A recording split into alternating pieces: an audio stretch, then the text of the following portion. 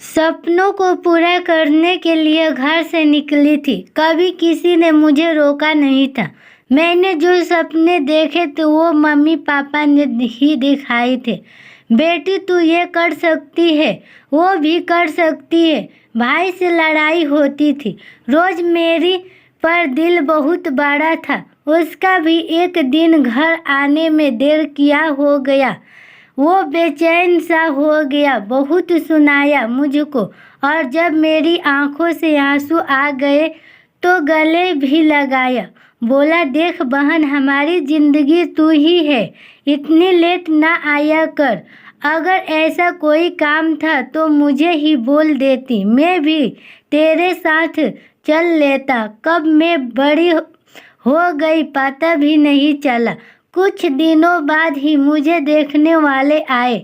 मैं उनको पसंद आ गई, और लड़का तो पहले ही मम्मी पापा का देखा हुआ था।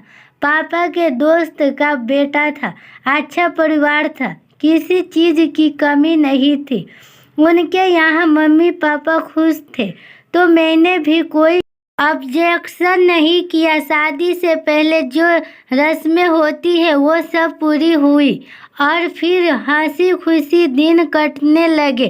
शादी से पहले कभी उनसे मुलाकात नहीं हो सकी क्योंकि वो दूसरे शहर से नौकरी करते थे।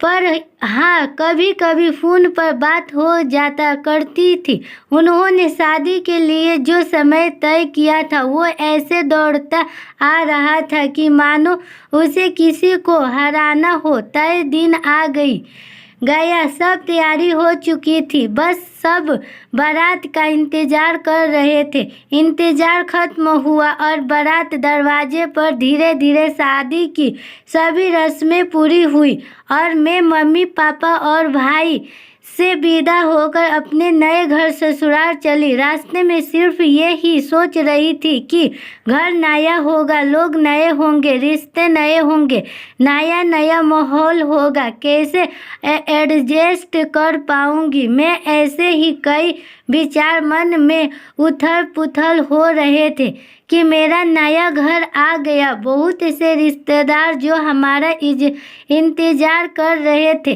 गाड़ी जैसे ही घर के आगे जाकर रुकी, बहुत सी औरतों ने गाड़ी को चारों तरफ से घेर लिया।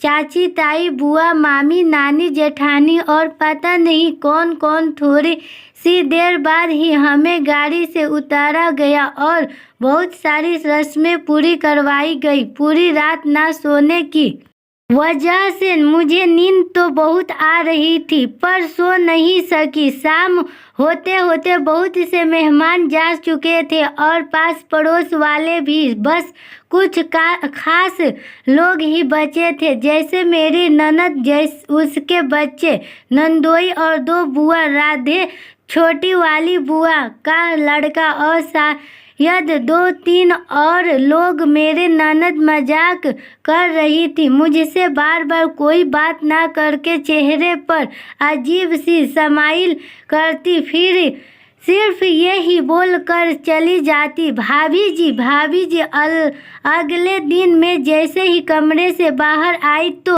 ननद मिल गई और पूछा, भाभी पहले रात कैसी रही। मैं भी कुछ नहीं बोल पाई और बस हल्की सी मुस्कान कर आगे चली गई। दिन से दोपहर से शाम होती गई। मेरे मन में जो सवाल उठ रहे थे उन सब का जवाब मिलता गया। मुझे ननद के बच्चे बड़े नटखट और प्यारे थे, उनका साथ अच्छा लगा। मुझे शादी के बाद 2 दिन तक ही रहे, वो सब उनकी एग्जाम थी, इसीलिए ननद भी बच्चों के साथ ही चली गई। मैं भी अपने मम्मी पापा और भाई से मिलकर वापस ससुराल आ गई। उनकी नौकरी दूसरे शहर में होने व छुट्टियों पूरी होने के कारण उनको भी जाना पड़ा। जैसे मैं पहले कभी सोचती थी वैसे ही मिले हैं मुझको ये। अब घर पर मम्मी पापा और मैं ही रह गए थे। सोचती थी पता नहीं मेरे दिन कैसे कटेंगे यहाँ पर। जैसे जैसे दिन बीतते गए मम्मी जी से मेरी दोस्ती गहरी होती गई। पापा जी भी अच्छे इंसान हैं, कभी मुझ पर किसी प्रकार की पाबंदी नहीं लगाई। वो तो घर कभी कभी ही आते हैं, पर मम्मी जी से अच्छी दोस्ती होने के कारण मुझे कोई परेशानी नहीं हुई। सच कहूँ तो मैं ससुराल में नहीं, जैसे अपने ही घर में रहती हूँ। कभी अपने मम्मी पापा और भाई की याद ना आए, मुझे इसका भी पूरा ख्याल रहती थी है।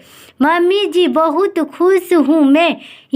यहाँ पर जरूरी नहीं कि लड़की को ससुराल में बड़ा सा महल, बड़ी सी गाड़ी मिले तो ही बड़े घर की बहू कहलाए।